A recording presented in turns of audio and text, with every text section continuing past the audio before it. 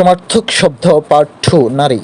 নারীর কিছু সমার্থক শব্দ হলো রমণী, স্ত্রীলোক, রমা, অবলা, মহিলা, বনিতা, কামিনী, ললনা, কান্তা, পত্নী, মেয়ে, ভামিনী, অঙ্গনা, রামা, আওরাত, সামন্তিনী, মানবী, জানানা।